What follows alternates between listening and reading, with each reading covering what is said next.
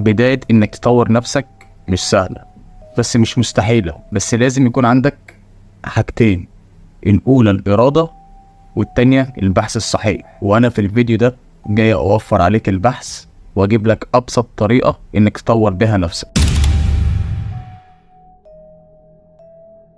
السلام عليكم، معاكم خالد احمد وجايب النهاردة فيديو جديد. خليك عارف ان هدفي ان اخليك توصل لاهدافك وتحسن من حياتك بصورة مستمرة. فلو عجبك المحتوى اشترك في القناة عشان يوصلك كل جديد، عشان انت تستحق ده. اولا، ليه تطور نفسك؟ اجابة مختصرة جدا: علشان تنجح، مش في حياتك المهنية بس، لا، في حياتك الشخصية كمان.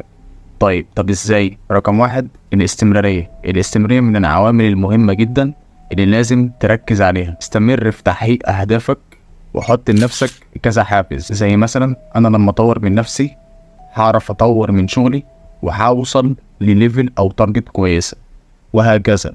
تمام. وحاجة كمان، هتقول انا نفسي اركب عربية، وحلم حياتي ان انا نفسي اركب عربية. يبقى طور من نفسك وطور واشتغل على نفسك في شغلك علشان توصل للهدف اللي انت حاطه في دماغك، اللي هو زي ما ادينا مثال من شوية، اللي هو العربية. بدل ما تشتغل شغلانة واحدة ممكن تشتغل كمان شغلانة بس بمجهود اقل، وساعتها هتجيب اللي انت عايزه، مش مجرد عربية بس. وامثلة كتير عن الموضوع ده. وخليك عارف: وإن ليس للإنسان إلا ما سعى. يعني ما تلومش الظروف اللي حواليك وما تلومش الظروف اللي انت فيها. طب انت هتقول لي الشغلانة اللي انا بقبض منها 3000 جنيه دي هتوصل لي لأهدافي؟ هتخليني اجيب اللي انا عايزه؟ اقول لك انا معاك، هي ما تجيبش حاجة، بس انت بايدك انك تتعلم شغل تاني بجانب شغلك بمجهود اقل، ومنها هتقدر تجيب اللي انت عايزه. انا ما بقدمش محتوى ازاي تعمل شغل من الاونلاين، بس ان شاء الله انا قريب جدا هعمل محتوى على التفاصيل دي كلها. بس انا عايز اقول لك، لما هتيجي تتحجج وتقول انا هجيب وقت منين ان انا اشتغل شغلانه تانية، هقول لك انت لو عايز تفضي نفسك هتفضي، انت لو عايز تطور من نفسك هتطور من نفسك. زي انت الساعه اللي انت بتقعدها في البلاي ستيشن او الساعه اللي انت بتعملها في تضييع الوقت في حاجات كتيره ايا كانت ايه هي، انت ممكن تستغلها في حاجات اللي انا قلتها من شويه. فما تقولش على العقبه بتاعتك الوقت. انت لو عايز تفضي وقت هتفضي وقت، بس انت غاوي تعب، غاوي ان انت تتعب نفسك. انت ممكن تشتغل، هو الشغل مش عضلات بس وشيل وحط، الشغل بالدماغ. انت ممكن تشتغل وانت قاعد في البيت، فالموضوع مرتبط بيك انت. وارجع واقول لك: وان ليس للانسان الا ما سعى.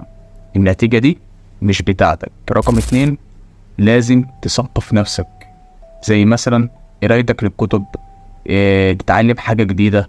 لو انت من الناس اللي ما بتحبش تقرا كتير زي حالاتي، ممكن تتعلم لغة جديدة تطور بيها نفسك ومن اللغة بتاعتك، ومنها تبقى ممكن تشتغل من اللغة اللي انت هتدرسها دي برضه، ومن خلالها هتعرف تتكلم مع الناس، ومن خلالها هتعرف تسافر بره وتتعامل مع الناس. ممكن تمارس هواية انت بتحبها زي الرياضة والرسم وغيرها كتير. بص، بخلاصة من كلامي: انجح، ما تسيبش نفسك للفشل، انجح.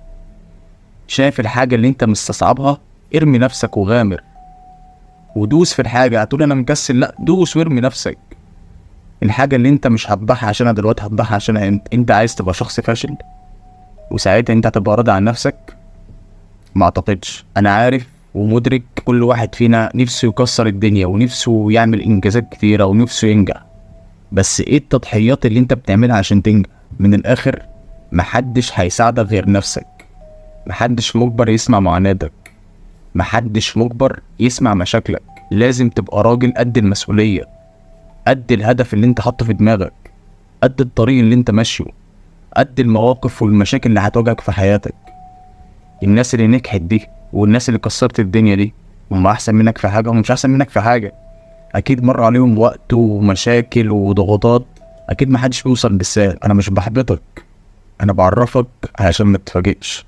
لو انت مش قد التضحيات والمشاكل اللي ممكن تواجهك في حياتك، يبقى انت كده معلش اقعد جنب الست الوالدة في البيت. محدش بيتولد بطل، محدش بيتولد صاحب شركات وصاحب براند ايه من يوم وليلة. محدش بيعمل جسم كويس من يوم وليلة. لازم تتعب، مش من اول مرة هتبقى منتظم في الصلاة. لازم استمرارية في كل حاجة، اذا كان في صلاتك، اذا كان في شغلك، اذا كان في دراستك، اذا كان في كورسك، اذا كان في كل حاجه انت بتعملها، بتعمل كل اي حاجه بتعمل فيها مجهود. فكره الاستمراريه ممله وتقيله. هتبص وراك وتقول انا مشيت مشوار طويل قوي بس انا كنت قده. رقم 3، صاحب اشخاص ايجابيه. ضروري جدا تكون عندك اشخاص في دايرتك او حواليك او البيئه بتاعتك بتحمسك. مش شرط اللي هو يحمسك اللي هو بالكلام بس، لا، يكفي بس ان انت موجود معاهم في البيئه الايجابيه دي وفي البيئه اللي هي بتحمسك، ده كفيل انها تنجحك. لو انت ما عندكش الاصدقاء دي، كون صداقات جديده وما تسترددش. الناس دي هتكتسب منها خبرات كتيره جدا. يكفي بس وانت معاهم لو انت فشلت هيقول لك انت هتنجح المره الجايه، احنا واثقين فيك. رقم 4، وقف التفكير السلبي بعد اذنك. بلاش تكلم نفسك بطريقه سلبيه واحباط. انت مش هتقدر، انت كده كده مش نافع، هي كده كده خربانه. طب انا لو قدمت محتوى على السوشيال ميديا انا هقول ايه؟ او الناس نظرتها ليا هتشوفني ازاي؟ انا خايف اطلع قصاد الكاميرا، انا خايف اعمل، انا خايف اخش هنا، وغير كده انا خايف اقدم على شغل، خايف الشركه دي ترفضني. يا عمي بس فوق. انت ليه كده؟ انت ليه تتوقع الاسوأ دايما؟